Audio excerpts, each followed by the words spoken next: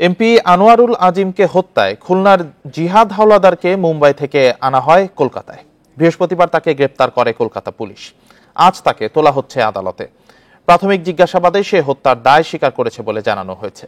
জিহাদ হাওলাদার অবৈধভাবে ভারতে মুম্বাইয়ে অবস্থান করছিলেন।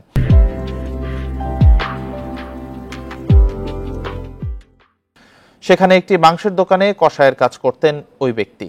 হত্যাকাণ্ডের 2 মাস আগে তাকে মুম্বাই থেকে কলকাতায় আনেন মূল পরিকল্পনাকারী আখতারুজ্জামান। আজিমকে হত্যার পর তার হাড় মাংস আলাদা করে ফেলা হয়েছিল। আর এই কাজ জিহাদি করেছেন বলে দাবি কলকাতা পুলিশের। তার বাড়ি খুলনার দিঘলিয়ায়।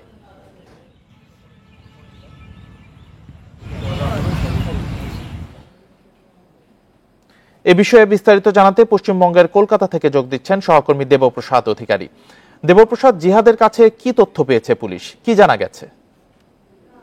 দেখুন, জিহাদকে কালকে গ্রেপ্তার করার পরেই জিজ্ঞাসাবাদ চালিয়েছে সিআইডি, এবং সেই জিজ্ঞাসাবাদ থেকে যে তথ্য উঠেছে সেই তথ্য হচ্ছে এরকম যে এমপি কে খুন করার পরে তাকে তার শরীর থেকে মাংস ছাড়িয়ে নেওয়া হয় এবং শরীর থেকে চামড়া ছাড়িয়ে নেওয়া।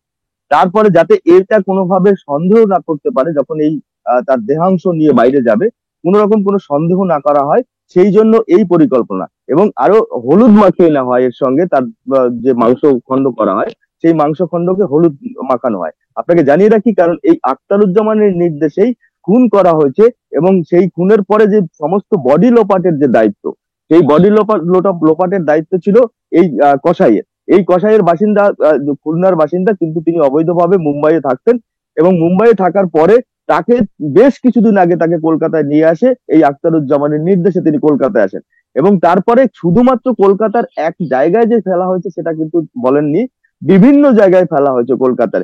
কারণ যেহেতু এই ট্রেস করতে না পারে কোনোভাবে, যদি কোথাও কিছু অংশ উদ্ধার হয় তাহলে বাকি অংশ যাতে উদ্ধার না হয়, এই পরিকল্পনা যারা এই খুনি ছিল তাদের এই পরিকল্পনা ছিল, এবং সেই অনুযায়ী এই কসাই জিহাদ হাওলাদার এই সমস্ত কার্যক্রম বা সমস্ত পরিকল্পনা করেছে। এবং সেখানে তিনি যেহেতু কসাই, ব্যবসায় তিনি কসাই, অর্থাৎ মানসিক ভাবে এরকম তার কিছু একটা বিষয় থাকে যে একজন কসাই, সে মানুষ হোক বা অন্য কোনো পশু হোক, সে খুন করতে বা তাকে এভাবে টুকরো টুকরো করতে মানসিকভাবে কোনো কষ্ট পায় বা বাধা পায় না।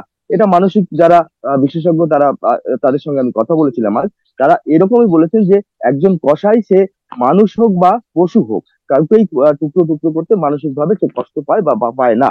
তো এই বিষয়গুলোকে কালকে পাওয়ার পরে সিআইডি গতকাল রাতেই কিন্তু ভাঙড়ের কাশীপুরের এক মধ্যস্থ জায়গায় সেখানে তারা তল্লাশি চালিয়েছেন একটি খালে। যেহেতু আখতারুজ্জামান, যেহেতু জিহাদ বলেছিলেন যে এই খালেই তার কিছু অংশ দেহ ফেলা হয়েছে, এবং সেই পরিপ্রেক্ষিতে গতকাল কিন্তু রাতে সিআইডির একটি দল যায় এবং তাকে সঙ্গে নিয়েই যায়, এবং সেই সঙ্গে নিয়ে যাওয়ার পরে সেখানে তল্লাশি চালালো। কারণ বেশ কিছুদিন আগে, 10 দিন আগে তার দেহাংশ ফেলা হয়েছে, সেই দেহাংশ থাকার কথা নয় বা জলের ভেতরে ভেসে গেছে, যার কারণে উদ্ধার হয়নি। কালকে রাতে তল্লাশি চালানোর পরেও আজ জিহাদকে বারাসাত আদালতে তোলা হবে, এবং আজ তাকে আদালতে তোলা হচ্ছে। এই বিষয়টি সর্বশেষ আসলে জানা গেছে। হত্যাকাণ্ডের বিষয়ে কলকাতা থেকে জানাচ্ছিলেন সহকর্মী দেবপ্রসাদ অধিকারী।